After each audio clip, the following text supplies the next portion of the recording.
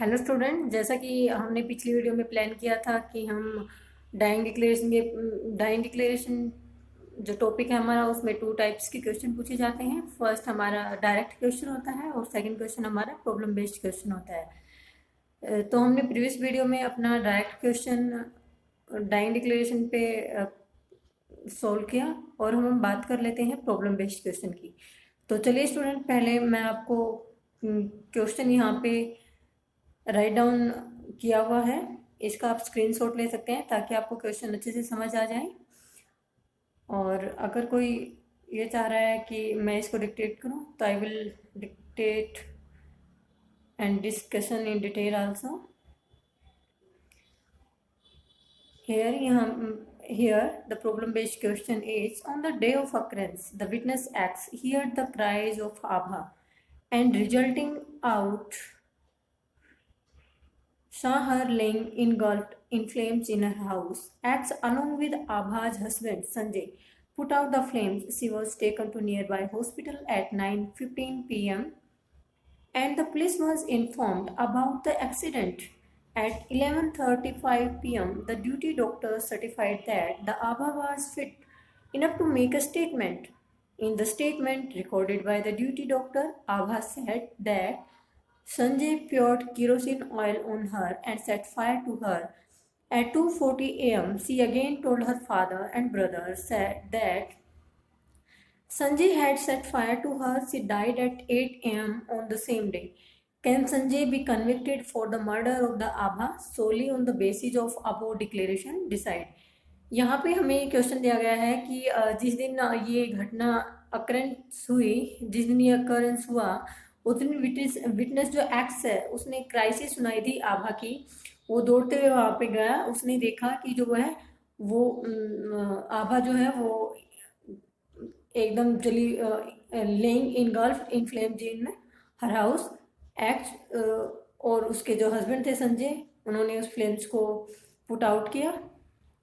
उसके बाद आभा को नियर बाय हॉस्पिटल में ले जाया गया और उसको 9:15 PM में के अप्रोक्सीमेट उसको हॉस्पिटल ले जाया गया और पुलिस को भी इन्फॉर्म किया गया एक्सीडेंट के बारे में। 11:35 पे ड्यूटी डॉक्टर जो था उसने सर्टिफाई किया कि Abha was fit enough to make a statement.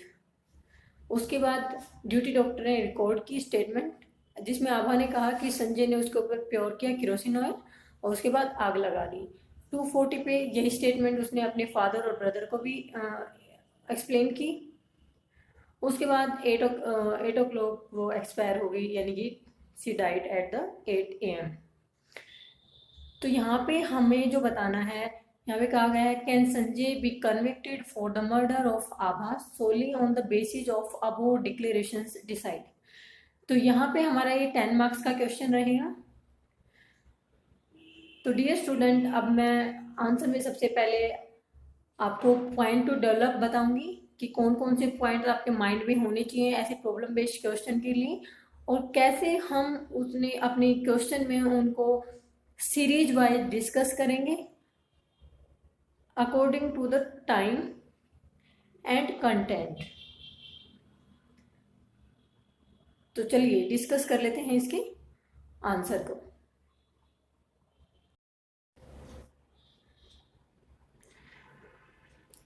तो चलिए स्टूडेंट डिस्कस कर लेते हैं पॉइंट टू डेवलप को। फर्स्ट हमारा जो पॉइंट है उसमें हम मीनिंग ऑफ डाइंग डिक्लेरेशन को डिफाइन करेंगे। यहाँ पे हमें कुछ ज़्यादा लंबा नहीं करना है क्योंकि हमें फोकस करना है कि ये हमारा प्रॉब्लम बेस्ड क्वेश्चन है और हमारे यहाँ पे फैक्ट दिए गए हैं और हमें उन्हीं फैक्ट के आधार पर अपना डिसीजन जो है देना है।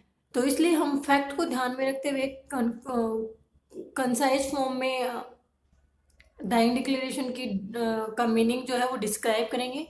सेकेंडली हम बताएंगे to whom the statement is to be made and its form, कि किसको स्टेटमेंट दी जाएगी और वो किस फॉर्म में होगी। फिर हम कुछ केस लॉ डिस्कस करेंगे और फिर हम अपना डिसीजन देंगे जो कि हमें क्वेश्चन में पूछा गया है उस फैक्ट के आधार पर। और यहाँ पे केस लॉ हमें ऐसे मेंशन करने हैं जो कि सेम फैक्ट के ऊपर डिसाइड हो रखे हों या फिर कोई भी गाइडिंग प्रिंसिपल सुप्रीम कोर्ट ने डिसाइड किया हो। तो take screenshot and after that I explain all the points in detail.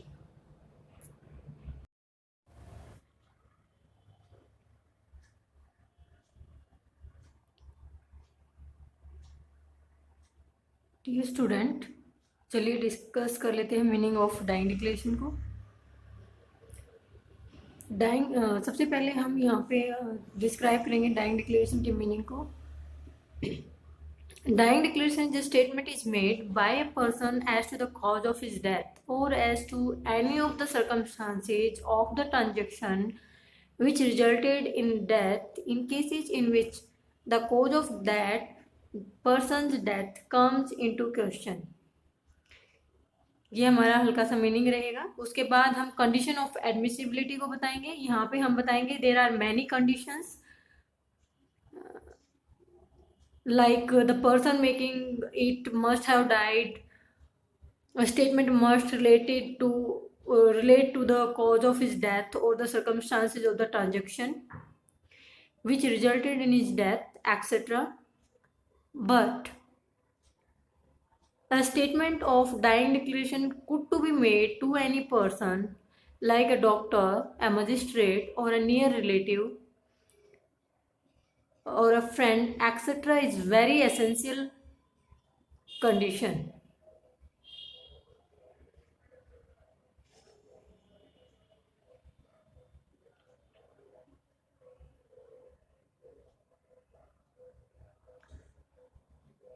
तो please student take a screenshot and comment me all things are clear or not.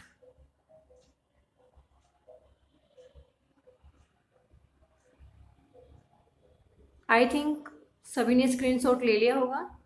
चलिए अब आगे हमारे जो पॉइंट टू डेवलप के 2 पॉइंट्स हो रहते हैं उनको भी डिस्कस कर लेते हैं। एक हमारा केस लॉ का पॉइंट रहता है और एक हमारा decision in the given case का पॉइंट रहता है। तो चलिए स्टूडेंट अब नेक्स्ट स्लाइड में हम डिस्कस कर लेते हैं केस लॉ को और decision in the given case को।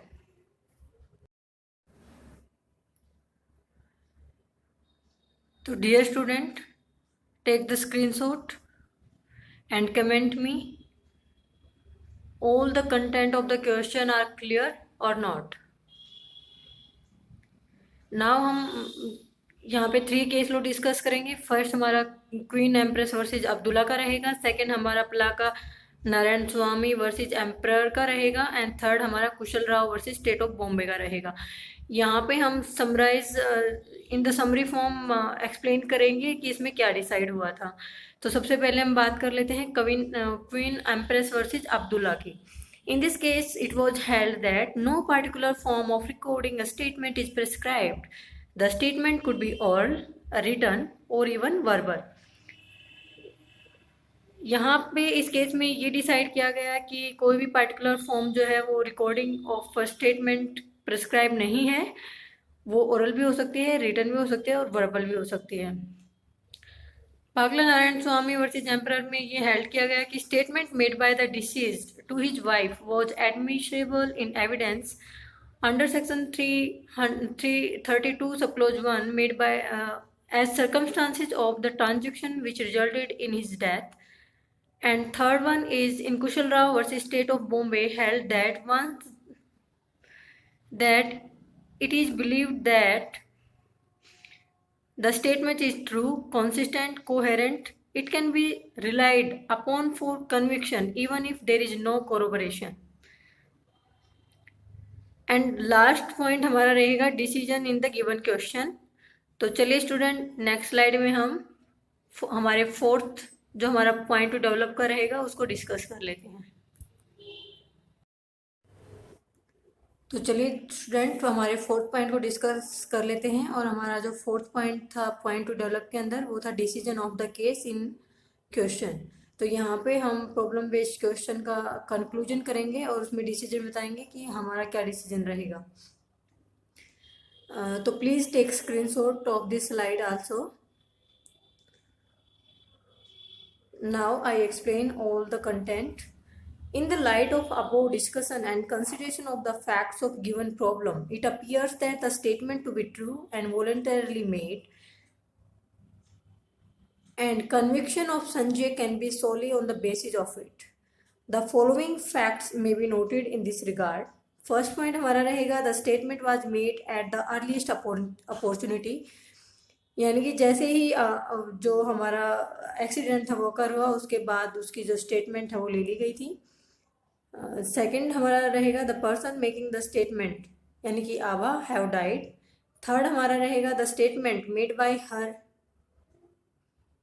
relate to the cause of her death, and fourth one is the statement made by her was complete and consistent, and fifth and last one, we can say that all the ingredient of section 32 sub clause 1 are satisfied, so the Sanjay can be convicted on the basis of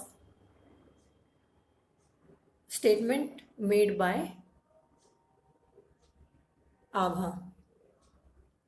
तो dear student, ऐसे हम अपने जो problem based question होता है उसको conclude करेंगे. अगर आपको मेरी वीडियो पसंद आती है और आप चाहते हैं कि मैं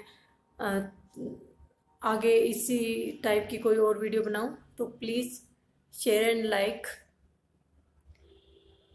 एंड कमेंट में also all the content are clear और not, and give suggestion also please.